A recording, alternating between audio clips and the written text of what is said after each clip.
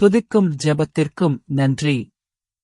நாம் தற்போது மீட்பின் வரலாறு வரிசை புத்தகங்களில் 6வது புத்தகமான உடன்படிக்கை ஆணையின் நித்திய பிரதான ஆசாரியர் என்பதை படித்துக் கொண்டிருக்கிறோம். இன்று கடந்த முறை நாம் பிரதான ஆசாரியர்களின் 77 தலைமுறை வம்சாவளியை படிப்பதில் 2 வாரங்கள் செலவிட்டோம். இன்று நாம் பிரதான ஆசாரியரின் ஆணைகளைப் பற்றி படிக்கப் போகிறோம். இந்த ஆணைகள் மிகவும் முக்கியமானவை, ஏனெனில் இது வேதாகமத்தில், குறிப்பாக யாத்திராகமம் 28ஆம் அதிகாரம் 1 முதல் 43 வரையிலான வசனங்களில் வலியுறுத்தப்பட்டுள்ளது. பிரதான ஆசாரியரின் ஆணைகள் குறிப்பிட்ட வழிகளில் செய்யப்பட வேண்டும் என்று தேவன் குறிப்பிட்ட மற்றும் சிறப்பான கட்டளைகளைக் கொடுக்கிறார். மேலும் பிரதான ஆசாரியர் தேவனுடைய வேலையைச் செய்யும்போது இந்த ஆடைகளை அணிய வேண்டும் என்று கட்டளையிட்டார். எனவே நாம் பிரதான ஆசாரியரின் ஆடைகளைப் பற்றி சிந்திப்போம். மேலும் நமது நித்திய பிரதான ஆசாரியராகிய நம்முடைய கர்த்தராகிய இயேசு கிறிஸ்துவின் ஆடைகளைப் பற்றி சிந்திப்போம். முதலில் நமது முக்கிய வேதப் பகுதியை வாசிப்போம்.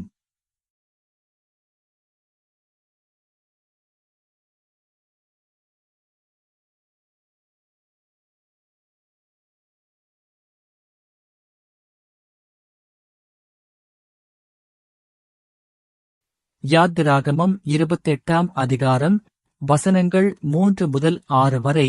நிச்சயமாக முழு அதிகாரமும் வசனங்கள் 1 முதல் 43 வரை நமது முக்கிய பகுதிதான். ஆனால் நாம் இந்த 4 வசனங்களை மட்டும் வாசிப்போம். நாம் அனைவரும் சேர்ந்து வாசிப்போம். முறைப்படியாக மாறி மாறி வாசிப்போம். நான் 3ஆம் வசனத்தை வாசிக்கிறேன், நீங்கள் 4ஆம் வசனத்தை வாசிக்கலாம். 3ஆம் வசனத்தை நான் வாசிக்கிறேன். ஆரோன் எனக்கு ஆசாரிய ஊழியஞ்செய்யும்படி அவனை பரிசுத்தப்படுத்த அவனுக்கு அங்கிகளை உண்டாக்கும்படிக்கு நான் ஞானத்தின் ஆவியினால் நிரப்பின விவேகிகள் அனைவருக்கும் நீ சொல்லுவாயாக. 2ஆம் பகுதி, அவர்கள் உண்டு பண்ண வேண்டிய அங்கிகளாவன மார்பதக்கமும் ஏபோத்தும் அங்கியும் சித்திரத்தையல் சட்டையும் தலைப்பாகையும் கச்சையுமே. உன் சகோதரனாகிய ஆரோன் எனக்கு ஆசாரிய ஊழியஞ்செய்யும்படி அவனுக்கும் அவன் குமாரருக்கும் இந்த பரிசுத்த அங்கிகளை உண்டு பண்ண கடவர்கள். அவர்கள் பொன்னையும் இளநீல நூலையும் இரத்தாம்பர நூலையும் சிவப்பு நூலையும் மெல்லிய நார்பட்டையும் எடுத்துக்கொண்டு பொன்னினாலும் இளநீல நூலினாலும் இரத்தாம்பர நூலினாலும் சிவப்பு நூலினாலும் திரித்த மெல்லிய நார்பட்டினாலும் சித்திர வேலையாக ஏபோத்தை உண்டு பண்ண கடவர்கள். இதுவே தேவனுடைய வார்த்தை. 4ஆம் வசனத்தின் இறுதியில் மீண்டும் அவன் எனக்கு ஆசாரிய ஊழியஞ்செய்யும்படி என்று கூறுகிறது.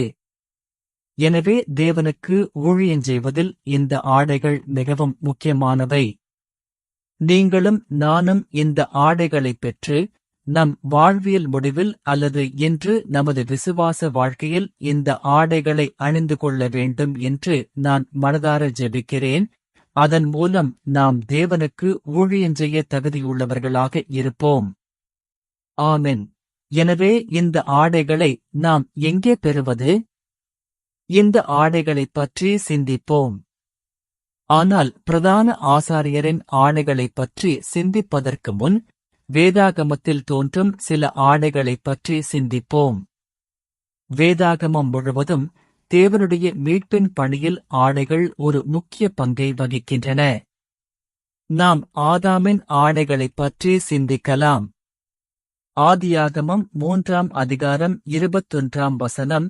ஆதாம் பாவம் செய்த பிறகு ஆதாம் மற்றும் ஏவாளை சுற்றியிருந்த தேவனுடைய மகிமையின் பாதுகாப்பு நீக்கப்பட்டது. அடிப்படையில் ஆதாம் தேவனுடைய வார்த்தையை, தேவனுடைய பிரகாசமான ஒளியை, தேவனுடைய மகிமையை நிராகரித்தார். அவர்கள் தனித்து விடப்பட்டார்கள்.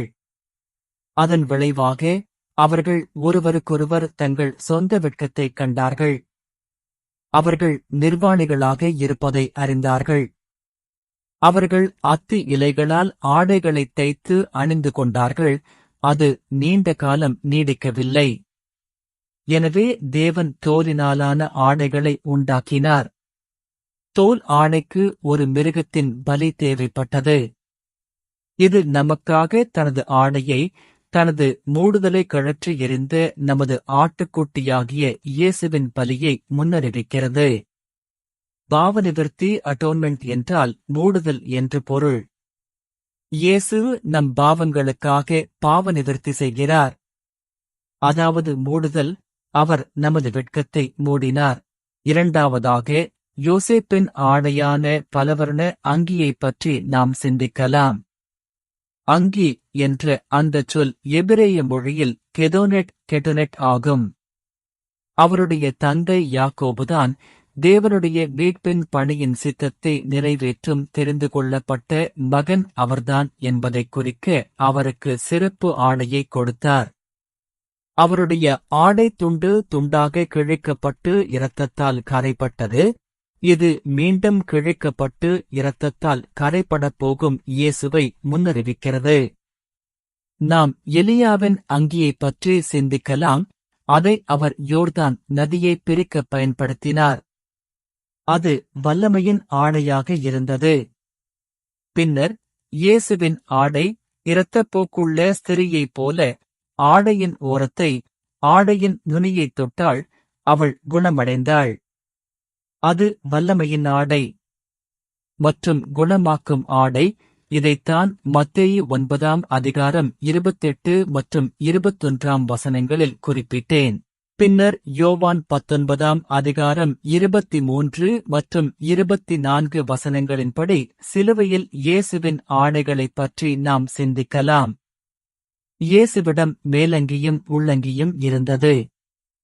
இயேசுவின் 2 ஆடைகளும் களையப்பட்டன.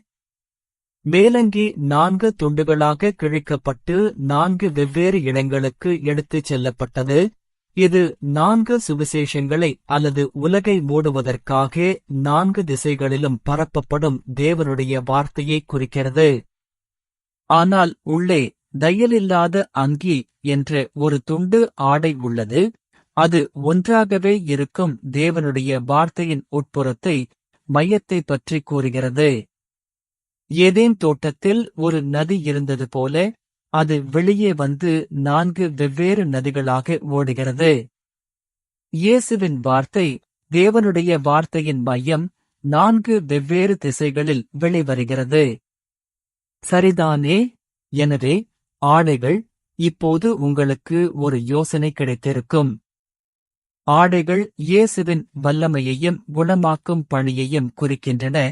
இந்த ஆடைகள் சுவிசேஷங்களையும் இந்த உலகத்தை மூடும் வார்த்தையையும் குறிக்கின்றன. பின்னர் வெளிப்படுத்தின விசேஷத்தில் தேவனுடைய பரிசுத்தவான்கள் அணிந்திருக்கும் மெல்லிய நாற்பட்டைக் காண்கிறோம். இவையே நீங்களும் நானும் ஏதோ ஒரு விதத்தில் கண்டுபிடித்து ஆன்மீக ரீதியில் அணிந்து கொள்ள வேண்டிய ஆடைகள். பிரதான ஆசாரியரின் ஆடைகள் வடிவமைப்பு மற்றும் நோக்கத்தின் அடிப்படையில் தேவனால் கட்டளையிடப்பட்டன. இது மனித சிந்தனைக்கோ மனித வடிவமைப்பிற்கோ அல்லது எது அழகாக இருக்கும் என்று நாம் நினைக்கிறோமோ அதற்கோ ஏற்ப உருவாக்கப்படவில்லை. வெளிப்படுத்தின விசேஷம் 19 வசனத்தின்படி இந்த ஆடைகள் குறிப்பாக மெல்லிய நாற்பட்டு பரிசுத்தவான்களின் நீதியான செயல்களைக் குறிக்கிறது. எனவே வேதாகம ரீதியாக ஆடையை அணிந்து கொள்வது, ஆசாரியரின் ஆடைகளை அணிவது என்பது, நான் ஆசாரியரின் பணியைச் செய்கிறேன் என்று பொருள். அதுவே இதன் உட்பொருள். எனவே நாம் எப்படி ஆடையை அணிந்து கொள்வது? நாம் வாழும் வாழ்க்கை மூலம், நாம் செய்யும் செயல்கள் மூலம். எனவே ஆடைகள் தேவனுடைய சித்தத்தின்படி வடிவமைக்கப்பட்டு உருவாக்கப்பட்டன என்று நாம் கூறும்போது, தேவனுடைய வடிவமைப்பின்படி சரியான வரிசையில் நாம் அவற்றை அணிய வேண்டும். அதாவது நமது விசுவாச வாழ்க்கை முன்னேற வேண்டும் மற்றும் நமது செயல்கள் தேவனுடைய வடிவமைப்பை பின்பற்ற வேண்டும். நான் எது சரியான வரிசை என்று நினைக்கிறேனோ அதுவல்ல, அல்லது எது அதிக நாகரிகமாக தோன்றும் என்று நான் நினைக்கிறேனோ அதுவல்ல. சரிதானே? இது நமது விசுவாச வாழ்க்கையில் நாம் காரியங்களைச் செய்யும் முறையைப் பற்றி பேசுகிறது. உங்களுக்கு புரிகிறதா? சரி, தொடருவோம். இவை சில வேத வசனங்கள். பிரதான ஆசாரியரைப் பற்றி சிந்திப்போம். இது ஒரு பிரதான ஆசாரியர். சரி, அவருக்கு சில ஆடைகளை அணிவிப்போம். அவர் நிர்வாணமாக இருக்க வேண்டும், ஆனால் உங்களுக்கு தெரியும், நம்மிடம் குழந்தைகள், ஆண்கள் மற்றும் பெண்கள் உள்ளனர். இங்கே முதல் ஆடையை அணிவிப்போம், அது மெல்லிய நார்ப்பட்டு சல்லடம், லினன் பிரீச்சஸ், அதாவது உள்ளாடை. இது வெறும் தோலுக்கு மிக நெருக்கமாக இருந்த ஆடை மற்றும் அவரது நிர்வாணத்தை மறைக்க அணியப்பட்டது. நாம் வெறும் உடல் ரீதியான ஆடை துண்டுகள் மற்றும் நோக்கத்தை பற்றி மட்டும் சிந்திக்காமல், 1 பேதுரு 2 அதிகாரம் 9 வசனத்தின்படி ஒரு ராஜரீக ஆசாரியராக மாறுவதற்கான அல்லது ஆடையை அணிவதற்கான நமது ஆன்மீக வழியைப் பற்றி சிந்திப்போம். இதன் மூலம் நாம் தேவனுக்கு ஊழியஞ்செய்ய தயாராக இருக்கிறோம். தேவனுக்கு ஊழியஞ்செய்ய நாம் என்ன செய்ய வேண்டும்? முதலில் நாம் மெல்லிய நார்ப்பட்டு சல்லடத்தை அணிய வேண்டும். எதற்காக? நமது வெட்கத்தை மறைக்க. நாம் கிறிஸ்துவிடம் வரும்போது முதலில் செய்ய வேண்டியது, நமது பாவங்கள் மறைக்கப்பட வேண்டும். நமது பாவங்கள், நமது வெட்கம் கழுவப்பட வேண்டும். இது நமது முதல் படியான மனந்திரும்புதல் பற்றி பேசுகிறது. நமது பாவங்களை மறைக்க இயேசு கிறிஸ்துவின் இரத்தத்தை பெறுவது. யாத்திராகமம் 28 அதிகாரம் 42 வசனம். அவர்கள் நிர்வாணத்தை மூடும்படிக்கு அவர்களுக்கு மெல்லிய நார்ப்பட்டு சல்லடங்களை உண்டு பண்ணுவாயாக, அவைகள் அறையிலிருந்து தொடை வரைக்கும் எட்ட வேண்டும். இந்த புத்தகத்தின் ஆசிரியர் வணக்கத்திற்குரிய ஆபிரகாம் பார்க் அவர்கள். இந்த வரைபடங்கள் வேதாகமத்தின்படியே துல்லியமாக இருப்பதை உறுதி செய்ய லேவியராகமம், உபாகமம், யாத்திராகமம் என ஒவ்வொரு வசனத்தையும் மற்றும் வெவ்வேறு புத்தகங்களின் சேர்க்கைகளையும் ஆராய்ந்துள்ளார். ஆதாம் மற்றும் ஏவாள் பாவம் செய்த பிறகு வெட்கமடைந்து தங்களை நிர்வாணிகளாக கண்டார்கள். நமது வெட்கத்தை மறைக்க இயேசு நிர்வாணமாக்கப்பட்டார். சிலுவை வரைபடங்கள் மற்றும் சிலுவையில் அறையப்படும் வரைபடங்கள் அனைத்திலும் அவர் மீது ஏதோ ஒரு ஆடை இருப்பது போல இருக்கும், ஆனால் அவர் சிலுவையில் முற்றிலும் நிர்வாணமாக இருந்தார் என்று வேதாகமம் நமக்குச் சொல்கிறது. நமது பாவத்தின் வெட்கத்தை மறைக்க அவர் நமது வெட்கத்தை ஏற்றுக்கொண்டார். குறிப்பு வசனம் எசேக்கியேல் 23 அதிகாரம் 18 வசனம். மெல்லிய நார்ப்பட்டு சல்லடத்திற்குப் பிறகு அங்கி இருந்தது. இது எபிரேய மொழியில் கெடோனெட் அங்கி. சல்லடம் மற்றும் அங்கி ஆகிய இரண்டுமே மெல்லிய நார்ப்பட்டினால் செய்யப்பட்டவை. மெல்லிய நார்ப்பட்டு தூய்மையைக் குறிக்கிறது. எனவே நாம் வெட்கப்பட்டாலும் பாவத்தால் கரைப்பட்டாலும் நமது மனந்திரும்புதலின் மூலம் நாம் இயேசுவிடம் வரும்போது அவர் நம்மை தூய்மையாகவும் வெண்மையாகவும் கழுவி தனது தூய்மையால் நமது வெட்கத்தை மறைக்கிறார். சல்லடம் மட்டுமல்ல, இப்போது முழு உடலும். இந்த மெல்லிய நார்ப்பட்டு பரிசுத்தவான்களின் நீதியான செயல்களைக் குறிக்கிறது. நீங்களும் நானும் மனிதர்களாகிய நாம் நமக்காக தூய்மையாகவும் நீதியுள்ளவர்களாகவும் இருக்க முடியாது என்பதை அறிந்திருக்க வேண்டும். ஒருவேளை தெரியவில்லை என்றால் வேதாகமம் நமக்குச் சொல்கிறது. இயேசு கிறிஸ்துவின் இரத்தத்தின் மூலம் மட்டுமே, இயேசு கிறிஸ்துவின் கிருபை மற்றும் மன்னிப்பின் மூலம் மட்டுமே நீங்களும் நானும் தூய்மையாக இருக்க முடியும். ஆனால் நாம் இயேசு கிறிஸ்துவின் இரத்தத்தை விட்டு பிரிந்தால், ஒரே ஒரு நாள் அல்லது அரை நாள், 1 மணி நேரம், 1 நிமிடம் கூட, நாம் உடனடியாக பாவத்தால் கரைப்பட்டு விடுவோம். உடனடியாக. எனவே நாம் கழுவப்படுவதற்கு தொடர்ந்து சிலுவைக்கு, இரத்தத்திடம் வர வேண்டும். நண்பர்கள் அல்லது நானே கூட முன்னொரு காலத்தில் சொல்வதுண்டு, ஏன் குளிக்க வேண்டும்? இன்று இரவு ஏன் குளிக்க வேண்டும்? இன்று இரவு வீட்டிற்குச் செல்லும்போது நீங்கள் குளிப்பீர்களா? உங்களைக் கழுவுவீர்களா? நீங்கள் செய்வீர்கள் என்று நம்புகிறேன். ஆனால் எனது வாதம் என்னவென்றால், இன்று இரவு ஏன் குளிக்க வேண்டும்? ஏனெனில் குளித்த பிறகும் இன்று இரவு நான் மீண்டும் வேர்த்து அழுக்காகப் போகிறேன். எப்படியும் நாளை காலை மீண்டும் குளிக்கப் போகிறேன். ஏன் சாப்பிட வேண்டும்? எப்படியும் உங்களுக்கு பசிக்கும். நாளை மீண்டும் சாப்பிடப் போகிறீர்கள். இப்போது ஏன்? பாருங்கள். ஆனால் நமது மனந்திரும்புதலும் அதே போன்றதுதான். இப்போது ஏன் மனந்திரும்ப வேண்டும்? சில பாவங்களை சேர்த்து வைத்துவிட்டு இறுதியில் மொத்தமாக மனந்திரும்பலாமே. ஏன் கூடாது? இல்லை. எனவே நாம் தொடர வேண்டும். நாம் இந்த ஆடையை அணிய வேண்டும். இந்த மனந்திரும்புதல் மற்றும் தூய்மையடைதல் இல்லாமல் அடுத்த ஆடையை நாம் அணிய முடியாது. அதுதான் பிரச்சனை.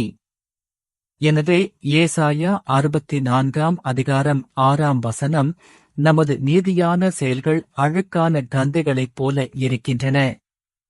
நமது வரையறை நமது சொந்த நீதி அழுக்கான கந்தைகளைப் போன்றது. நமது நீதியான செயல்கள் அல்ல, இயேசு கிறிஸ்துவின் நீதியான செயல்கள் என்னும் ஆடையை நாம் அணிய வேண்டும். ரோமர் 13 அதிகாரம் 14 கர்த்தராகிய இயேசு கிறிஸ்துவை தரித்துக் கொள்ளுங்கள், துரிச்சைகளுக்கு இடமாக உடலைப் பேணாதிருங்கள். மேலும் சில குறிப்பு வசனங்கள் ரோமர் 5 அதிகாரம் 17 முதல் 21 வரை, 1 கொரிந்தியர் 1 அதிகாரம் 30, பிலிப்பியர் 1 அதிகாரம் 11 மற்றும் 1 பேதுரு 1 அதிகாரம். அடுத்தது கச்சை, மெல்லிய நார்ப்பட்டு அங்கிக்கு மேல் கட்டப்படும் கச்சை. தால்முட்டின் தல்முத் படி இது இடுப்பிலிருந்து கணுக்கால் வரை இருக்க வேண்டும். அங்கே தையலில்லாத ஒரே துண்டாக இருப்பதால் அதற்கு ஒரு கச்சை தேவை. ஆண்களுக்கு தெரியாமல் இருக்கலாம், ஆனால் ஒரு துண்டு உடை ஒன் பீஸ் டிரெஸ் அணியும் பெண்களுக்கு தெரியும். அது போதுமான அளவு பெரியதாக இருந்தால் அது மிகவும் தளர்வாக இருக்கும் மற்றும் அந்த உடையில் அதிக வேலைகளை செய்வது எளிதல்ல என்று நான் நினைக்கிறேன். எனவே வேதாகமம் கூறுகிறது, குறிப்பாக நீங்கள் எங்காவது சென்று தேவனுடைய வேலையைச் செய்யப் போகும்போது உங்களை நீங்களே தயார் செய்து கொள்ளுங்கள். gird yourself. எனவே அதற்கு ஒரு கச்சை தேவை. பயன்படுத்தப்பட்ட பொருட்கள் திரித்த மெல்லிய நார்ப்பட்டு, இளநீல நூல், இரத்தாம்பர நூல் மற்றும் சிவப்பு நூல். இவை நாம் பரிசுத்தவான்களாக மாற, தேவனுடைய மக்களாக மாற நமக்கு தேவையான விஷயங்களைக் குறிக்கின்றன. நான் இதை பரலோக மூலப்பொருட்கள் என்று அழைக்கிறேன். இந்த நிறங்கள் தூய்மையைக் குறிக்கின்றன, பரலோகத்தை குறிக்கின்றன, அவருடைய ராஜத்துவத்தை குறிக்கின்றன, இயேசு கிறிஸ்துவின் இரத்தத்தை குறிக்கின்றன. எனவே நாம் மெல்லிய நார்ப்பட்டு செல்லடத்தை அணிகிறோம். மனந்திரும்புதல், சுத்திகரிக்கப்படுதல், பின்னர் நமது முழு உடலையும் மறைக்க மெல்லிய அங்கியை அணிகிறோம். அடிப்படையில் நமது முழு உடலும் சுத்திகரிக்கப்பட்ட தொடங்குகிறது, நமது செயல்கள் அதிக நீதியுள்ளவையாக மாறுகின்றன. நாம் இயேசுவிடம் வரும்போது நமது பாவங்களுக்கான மன்னிப்பை பெறுகிறோம், நமது வாழ்க்கை மாறத் தொடங்குகிறது. நமது வாழ்க்கை அவருடைய நீதிக்கு மாறத் தொடங்கியதும் நாம் செய்ய வேண்டிய அடுத்த காரியம் அவருடைய வேலையைச் செய்யத் தொடங்குவது. அதனால்தான் நமக்கு கச்சை தேவை. நாம் கச்சையை அணிகிறோம்.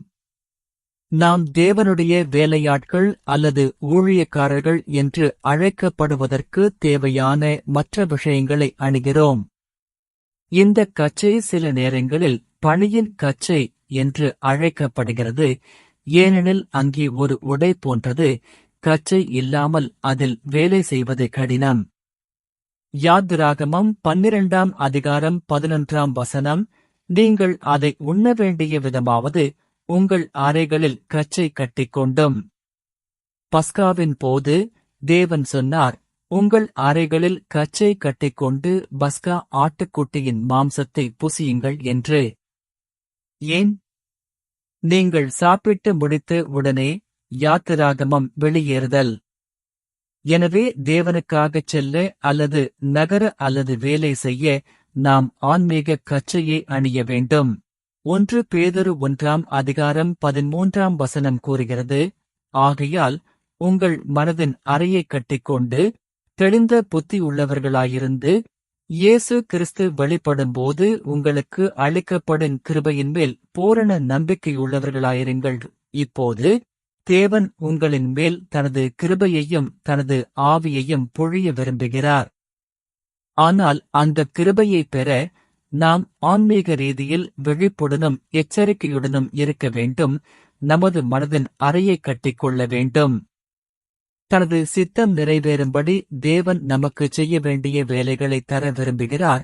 மேலும் தனது மனதின் அறையைக் கட்டிக் கொண்டிருப்பவர்களுக்கு அவர் அதைச் செய்வார்.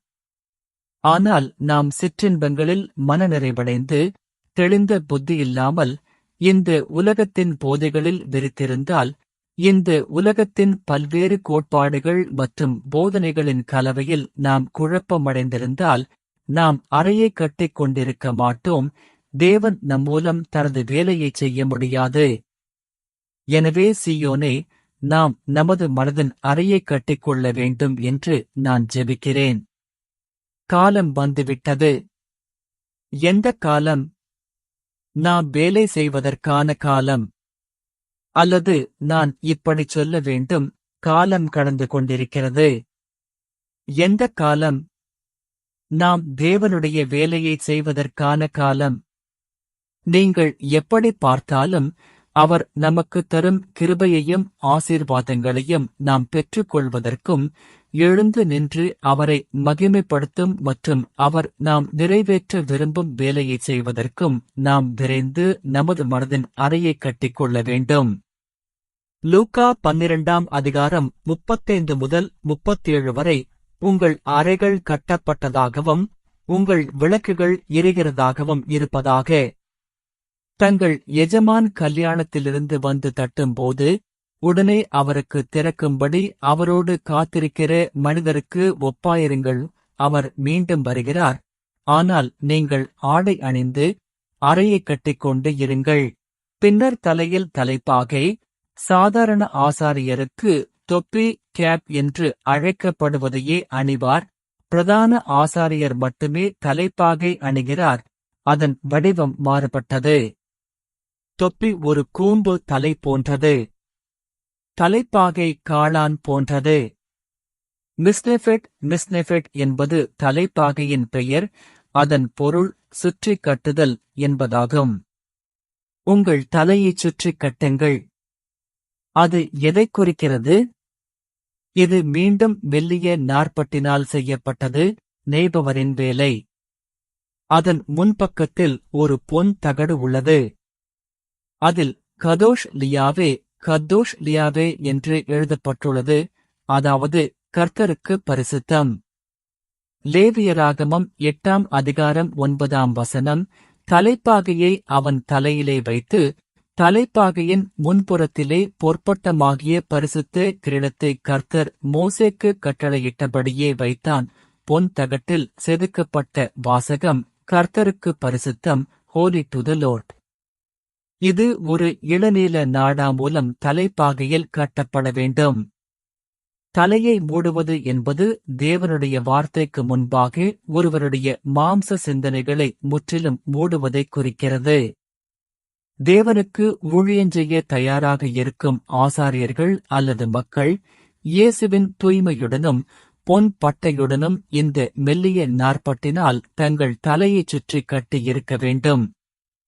தங்கம் என்பது மாறாத ஒன்றைக் குறிக்கிறது.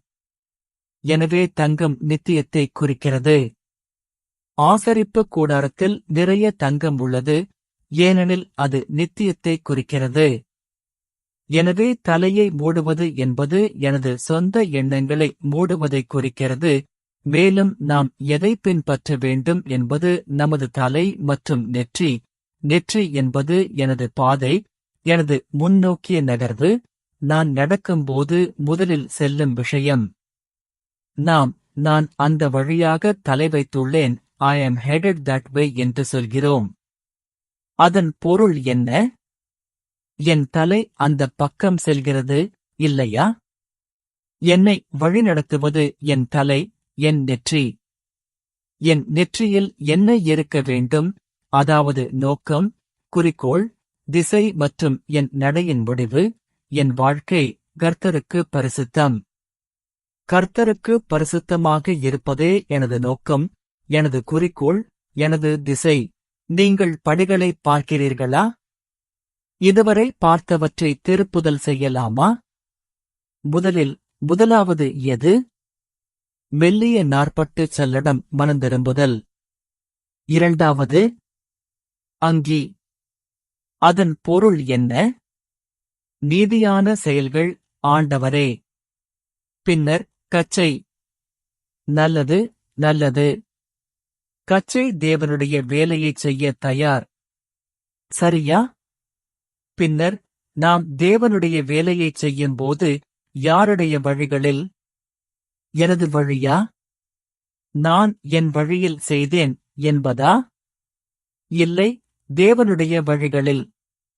சரியா? கர்த்தருக்கு பரிசுத்தம் என்னும் நோக்கத்திற்காக தேவனுடைய வேலையைச் செய்வது. பின்னர் அங்கிக்கு மேல் இந்த இளநீல நிறம். இங்கே இளநீலத்தை பார்க்கும்போது நீங்கள் பரலோகரியமானவை என்று நினைக்கலாம். இளநீலம் வானத்தை குறிக்கிறது, அது வானத்தின் நிறம். அது பரலோக ராஜ்யத்தை பற்றி பேசுகிறது. எனவே எனது நீதியான செயல்களுக்கு மேல் அவர் பரலோகரியமானவற்றை அணிவிக்கிறார். இந்த தருணத்திலிருந்து இது மகிமையானது என்று நான் நினைக்கிறேன். நம் வாழ்வியல் மேல் இத்தகைய ஆடையை பெற்றால் அது மிகவும் மகிமையானது. நீதியான செயல்களுக்கு மேலான அங்கி என்பது பரலோக ஆன்மீக புரிதல், ஆன்மீகச் செயல்கள் அல்லது வாழ்க்கை. இது ஏபோத்தை எஃபோர்ட் விட சற்று நீளமானது. ஏபோத்தை பற்றி இதற்கு அடுத்து பேசுவோம். இது தையலில்லாத ஒரே துண்டு. இளநீலம் பிரதான ஆசாரியரின் வல்லமை மற்றும் அதிகாரம். இளநீலம் உயிர் மற்றும் உயிர்ச்சக்தியையும் வைட்டாலிட்டி குறிக்கிறது.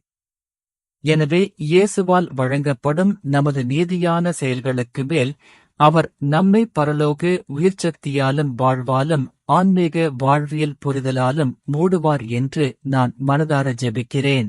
அதன் ஓரங்களில் இளநீலம், இரத்தாம்பர நூல், சிவப்பு நூல் ஆகியவற்றால் ஆன மாதளம் பழங்கள் சுற்றிலும் இருந்தன. ஆடையின் ஓரங்களில் ஹேம் கீழே நீங்கள் காணலாம். வேதாகமத்தில் மாதளம் பழங்கள் செழிப்பை குறிக்கின்றன. தேவனுடைய வேலையைச் செய்வதில் செழிப்பின் வழிந்தோடும் கனிகள், அவற்றுக்கிடையே சுற்றிலும் மாறி மாறி பொன் மணிகள் இருந்தன. இந்த மணிகள் ஒலி எழுப்பும். பிரதான ஆசாரியர்கள் ஆலயத்திற்கு வெளியே தங்கள் வேலையைச் செய்யும்போது மக்கள் அந்த பொன் மணியின் ஒலியை கேட்கிறார்கள். அது தேவனுக்கு மட்டுமல்ல, மக்களுக்கும் மகிழ்ச்சியை தருகிறது. அது நற்செய்தியின் ஒலி என்பதை அவர்கள் உணர்கிறார்கள். நற்செய்தியின் ஒலி, சுவிசேஷம். ஓ, என் பிரதான ஆசாரியர் பணியில் இருக்கிறார். அதன் பொருள் என் பாவங்கள் கழுவப்படுகின்றன என்று அர்த்தம். ஆமென். நாம் அதிகமான ஜெப விண்ணப்பங்களைக் கேட்கிறோம். சில நேரங்களில் ஜெப விண்ணப்பங்கள் அத்தனை நல்ல செய்தியாக இருப்பதில்லை. யாரோ நோய்வாய்ப்பட்டிருக்கிறார்கள், யாருக்கோ புற்றுநோய், யாரோ விபத்தில் சிக்கியிருக்கிறார்கள். இவை அனைத்தையும் நாம் கேட்கிறோம். இருப்பினும் அந்த ஜெபங்களின் மூலம் கெட்ட செய்திகளை விட நல்ல செய்திகள் அதிகமாக இருக்கும் என்று நான் ஜெபிக்கிறேன். ஆமென். புகார்களை விட இந்த உதடுகளில் இருந்து அதிக துதிகள் வெளிவரட்டும். ஆமென். ஜெப விண்ணப்பங்களைப் போலவே நமது ஜெப விண்ணப்பங்களையும் நாம் பகிர்ந்து கொள்ள வேண்டும். துதி அறிக்கைகளும் பிரேஸ் ரிப்போர்ட்ஸ் வெளிவரட்டும். செல் குழு செல் குரூப் தலைவர்களே, இது உங்களுக்கு நினைவூட்டுவதற்கான எனது வாய்ப்பு. உங்கள் செல் குழு கூட்டங்களின் அறிக்கைகளை நீங்கள் எனக்கு வழங்க வேண்டும். பெரும்பாலும் நம்மிடம் ஜெப விண்ணப்பங்கள் உள்ளன. நான் அதை மதிக்கிறேன், ஏனெனில் நான் அந்த ஜெப விண்ணப்பங்களை பார்த்துதான் உறுப்பினர்களுக்காக ஜெபிக்கிறேன். துதி அறிக்கைகளும் இருக்கட்டும். ஆமென். செல் குழு கூட்டங்களில் அல்லது சிறிய குழு கூட்டங்களில் கூட்டத்திற்குப் பிறகு ஒவ்வொரு உறுப்பினரும் அனைத்து விண்ணப்பங்கள் மற்றும் ஜெபத் தலைப்புகளால் பாரமடைகிறார்கள். ஆனால் ஒவ்வொருவரும் ஒருவருக்கொருவர் துதி அறிக்கைகளை பகிர்ந்து கொண்டு ஒன்றாக தேவனை துதித்து நன்றி செலுத்தும் புத்துணர்ச்சியூட்டும் தருணங்களும் கூட்டங்களும் இருக்கட்டும். அடுத்தது ஏபோத்.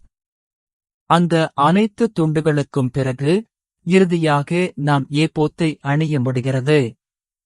ஏபோத் என்பது ஒருவேளை மிக முக்கியமான உச்சகட்டமான பகுதி. மற்றவற்றை அணிவதன் நோக்கம் ஏபோத்தை அணிவதே ஆகும். ஆசாரியர் தனது கடமைகளை செய்யும்போது அணிய வேண்டிய பரிசுத்த ஆடை இது பொன், இளநீலம், இரத்தாம்பர நூல், சிவப்பு நூல் மற்றும் திரித்த மெல்லிய நார்பட்டினால் செய்யப்பட்டது. பிரதான ஆசாரியரின் ஏபோத் மட்டுமே இவ்வளவு வர்ணமயமானது. மற்ற ஆசாரியர்களின் ஏபோத் வெறும் வெள்ளை நிற மெல்லிய நார்பட்டு மட்டுமே. அவர் ஏபோத்தை அணிந்துள்ளார் என்ற சொற்றொடர் அவர் ஒரு ஆசாரியராகிவிட்டார் என்று பொருள்.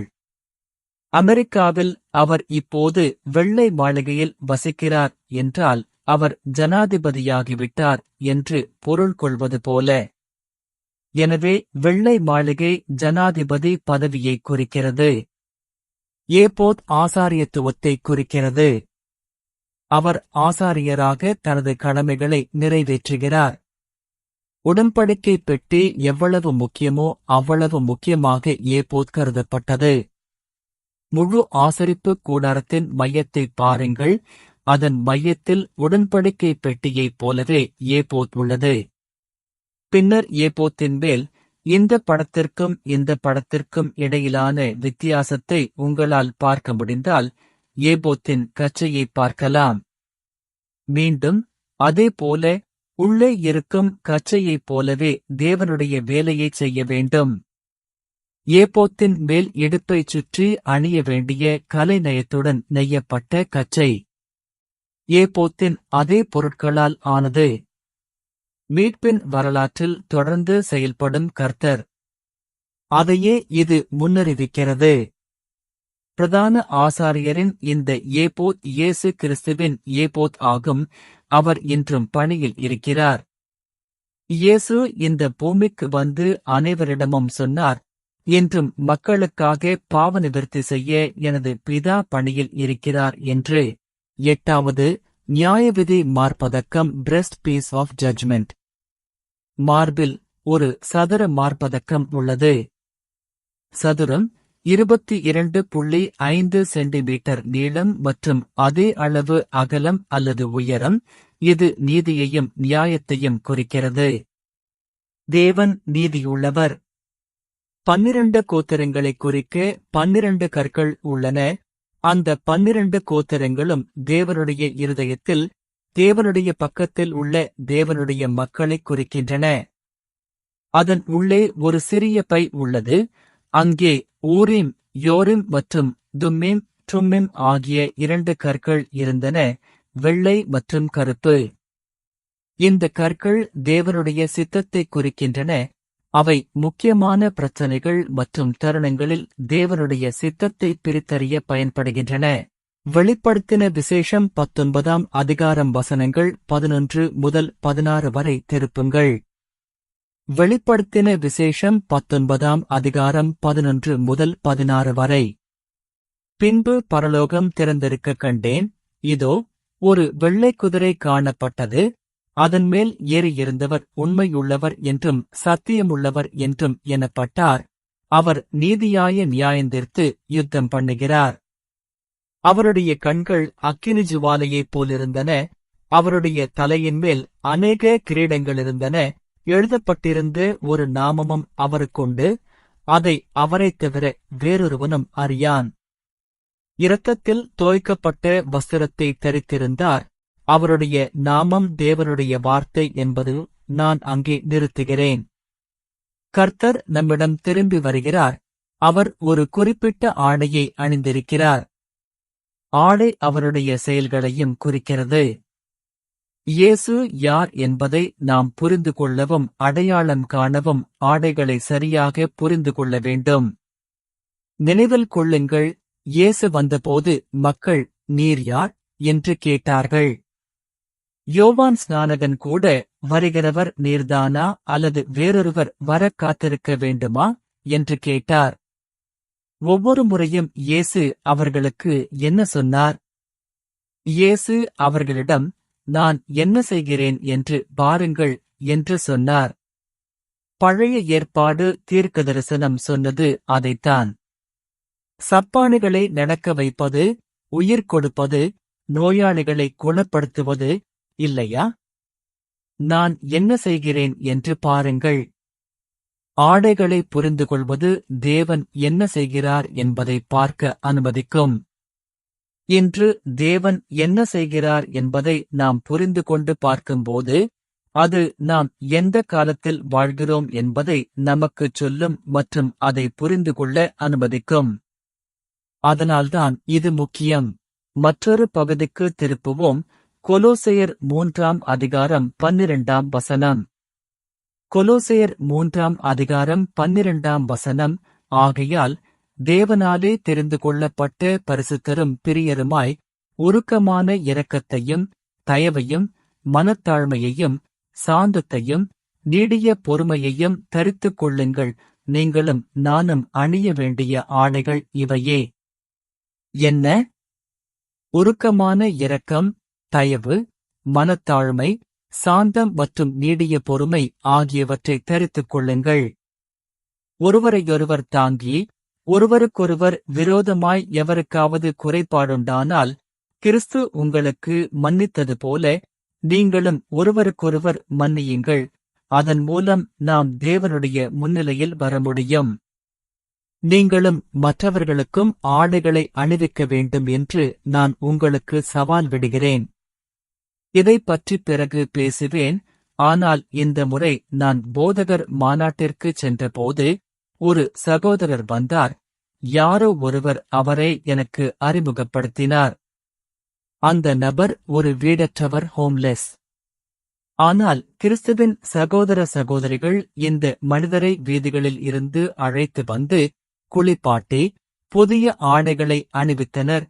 ஏனெனில் முதலில் அவர்கள் அவரை கண்டபோது அவருடைய துர்நாற்றத்தால் அவர்களால் அவர் அருகில் செல்ல முடியவில்லை. அவர் குளிக்கவில்லை. அவரிடம் புதிய ஆடைகள் இல்லை. எனவே அவர்கள் அவரை குளிப்பாட்டி புதிய ஆடைகளை அணிவித்தனர். இப்போது அவர் தேவனுடைய ஊழியராக பயிற்சி பெற்று வருகிறார்.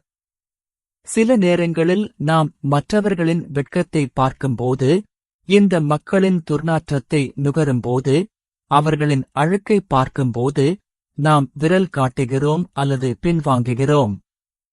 சபையில் கூட மற்றவர்களின் வெட்கத்தை காணும்போது நாம் அதைப் பற்றி புரணி பேசுகிறோம். நாம் அவர்களை கழுவ முடியும்.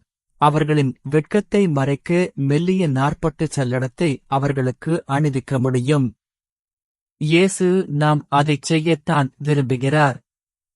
அதுவே சிலுவையின் பாதை.